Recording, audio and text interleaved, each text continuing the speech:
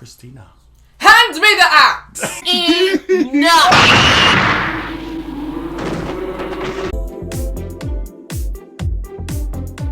Welcome to Monastery Movies. This week, let me tell you something. Don't fuck with me, fellas! This is my first time at the rodeo. Don't fuck with me, fellas. And CRISTINA, we're going to be talking about you today, because mother... Yeah, wow. So we were watching Mommie, Dearest, a gay classique that RuPaul will never get tired of quoting on Drag Race. So I was like, girl, let me watch it.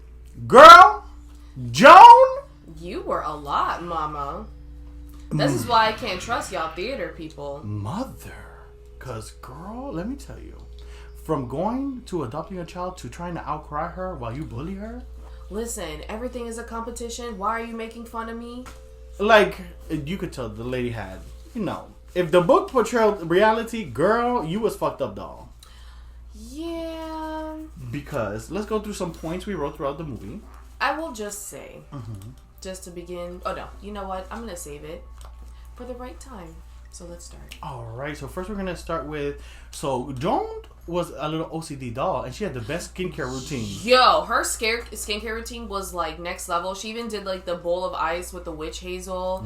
And then like she did super hot water and then dunked her face into the fucking ice bath. Like, that's crazy. And then she always slept in these like contraptions for her face. Like she had like her face wrapped and like face masks and all this shit. So, and then, oh my god, the constant scrubbing and like she was very she had, like 3 maids and was still on the floor Cinderella style with them scrubbing. She was like, bitch, why didn't you clean this the right way, ho? I was like, girl, oh my god, that's amateur mistake number 1. How do you not move the pot? Someone is OCD like that, she's gonna flip every pillowcase, every fucking stone to check for dirt. OCD mother, but she wants a baby. Cause one of the messiest creatures in the world. I'm like, mother, you don't want a baby, you want a dog. So Joan starts to be like, we'll get to her. So mother wants a baby. Mother wants a baby. She does have like a beau at this time. Like she's kind of fucking around with this man. He's like a businessman or something, but he's like, I'm not trying to have no baby with you. So we adopt CRISTINA. Which she was having a hard time even adopting CRISTINA in the first place. They said, it don't matter if you have a lot of money. You've been divorced how many times, daughter? Too many times. They said, you are not the role model that we want these children with. I said, oh. Unstable. That's what I was like. Not the sexism, but she gets CRISTINA. Were they not correct in the end, though? Oh. But we get CRISTINA, though. And we throw her a little birthday party.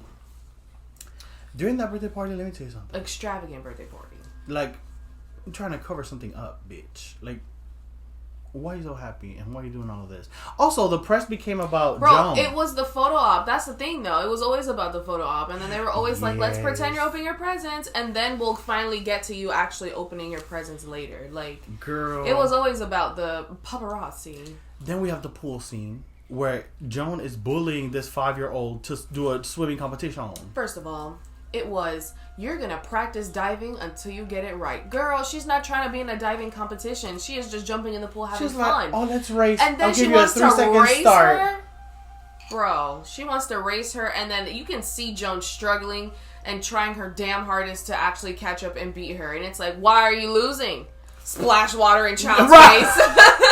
So and then she locked her in that fucking closet. In the pool house. I was like, Joan. And she beat her. Joan, she's 5. She's like, come on. Mother, you're being irrational. You are battling with a child. Then, my favorite part of the movie. So, we see CRISTINA in the mirror, acting like her mom, trying to act and, do a little character.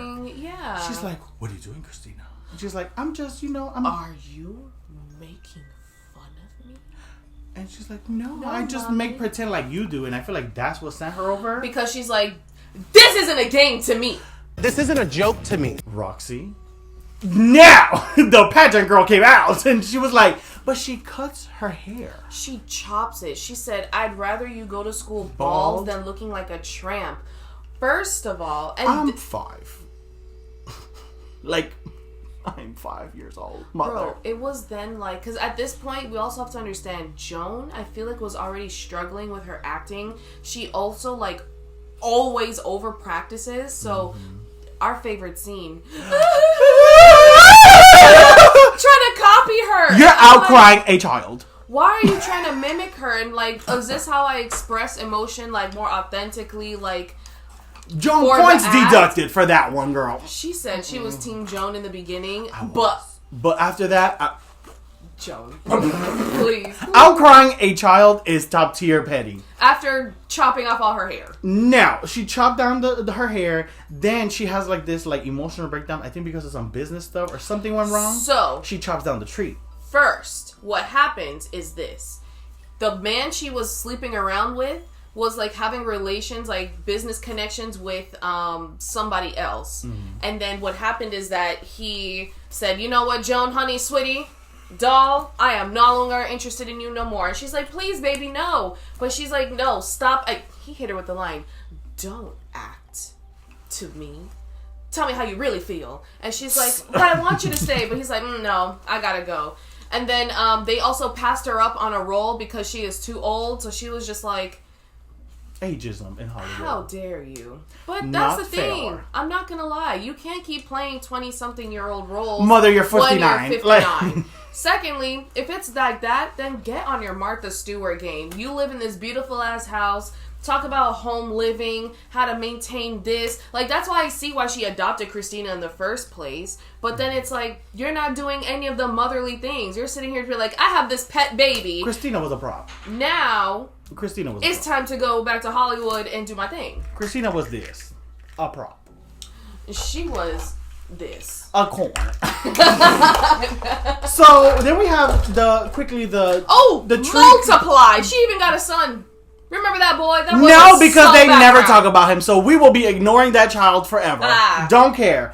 Then we have the famous CRISTINA Bring Me the Axe, because she's chopping down her trees because she's emotional about her role in Hollywood. First of all, she screams the house down to Carol Ann and is like, "Carol Ann, wake up that bitch CRISTINA and get out here and help me." Because after a while, like, CRISTINA starts getting old enough to like start kind of like, you know, playing with stuff, and like, but she's still obviously a kid. She's a baby. But Miss Joan was like, "You're the help. Get on the floor." So you remember, she would always be like, "CRISTINA, get me this." Like, she would try to involve her in the process. She would try to make her drinks. Why is she making drinks for all her uncles? After doing all that, we get to another famous scene. No more wire hangers. Girl, she was OCD about the way she kept her stuff. For me, this was a clear display of, we could tell the character, oh, this character is like mentally unwell because she's going crazy. When you looked at the scene, like, there's no reason for you to go this hard, mother. Like, why? Who is doing CRISTINA's laundry? Who is hanging up CRISTINA's clothes? Carol Ann. Because it sounds like Carol Ann needs her ass whooped. Girl. It's funny because after that we do a little time skip, and then CRISTINA's older. She's a little bit more rebellious. She's getting back. I think she was coming back from that school that she put her in. Because she sent her away. She came back, and you could tell. Oh, let me tell you, CRISTINA was brewing. So she's grown up now. She does have a little bit of subordination still. Because here's where it started. It was that one time she invited that man over and mixed him a drink, and then she came back and was like, "Hi, mommy." And she gave her that look, she already knew. So she was like, "I can't do anything with you no more, so I'm going to send you away." But it's like you said, you have now removed yourself from the equation. She has grown beyond outside of your control. Now this personality has developed and you don't know what to do with it. You don't know how to handle it. Because that leads up to the famous confrontation of her. CRISTINA is at school. She's experimenting. Joan finds out. She brings her back home. And then there's the reporter at home doing a cover on Joan's life. In this, Joan fucks up and says something along the lines of like, "Oh, girl, she got kicked out of school." And CRISTINA was like, No. They go talk in the other room. We get the famous, "You deliberately embarrassed me in front of the reporter. Why can't you give me the respect that I deserve?" Bitch, CRISTINA did it all nasty. "Cause I'm not one of your fans, bitch!" That part. The reaction? She choked the shit out of her. WWE crashed through the table. Boosh. You talking about embarrassing here in front of the fucking reporter when you just did all that in front of the reporter? You choke slammed me, mother. In front of the reporter. This is why you can't get the respect that you deserve. And you know what she did after that? She sent her ass to another school. Religious school. Mother is not working. All these schools and sending them to boarding. Mother is getting rid of Rich people back in the day, let me tell you, I'm not dealing with you. boarding Off you go. School. Goodbye. I'm like, oh. I'll write you a letter.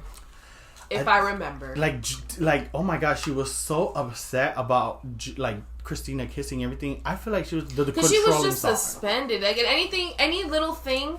Because at the end of the day, I don't think it was the fact of her kissing a boy or doing anything that would make Joan's name look bad. It was like, how dare you act out of line that would, like, tarnish the name of Joan Crawford. Because, come on now. Like, I'm not sure. Like, I know, like, she probably wasn't going around flaunting, like, oh, yeah, I'm her daughter or whatever. But it's like, people talk. People do talk. And once they find out and the rumors start going around and it's confirmed, it's like, you know, sometimes people are just going to come at you because of who you're associated with. Because the last bit of the movie is basically summarized by Joan remarries a guy named Alfred. Yes. Joan never changes. No. Joan is like that to the day she's gone. She forced that man to spend every penny. She was on her deathbed.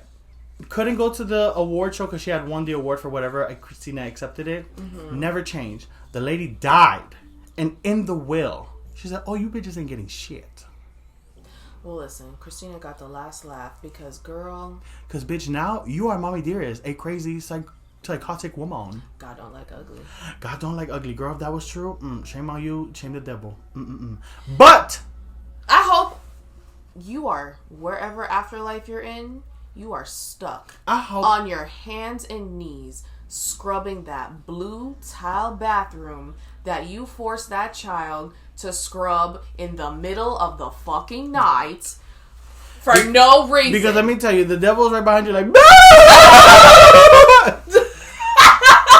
because girl, you're wrong for that. Yeah, so, that was terrible. Before we give the Monastery scores, I will say, Faye Dunaway, give her all the flowers on me. A full bouquet. Because she did so good, Faye. That portrayal of Joan was like acting. Hey, for me, I just wanted to give that one note. Yeah, she did that. But overall, for me, for the Monastery movies review, it's going to be a 9. Because it was very entertaining all throughout. The acting was good. It kept me enthralled. It was very entertaining. There was a storyline. There wasn't like no... And one thing I do like about old movies, no filler, let's go. The pacing was like time skip. We're not even going to tell you it's a time skip. We're just going to skip the time. Right, next scene. For me, I'll give it a 9. What would you be giving this movie for Monastery movies? For those same reasons as well, I would be giving it a 9. Plus, in addition, for the sapphic representation.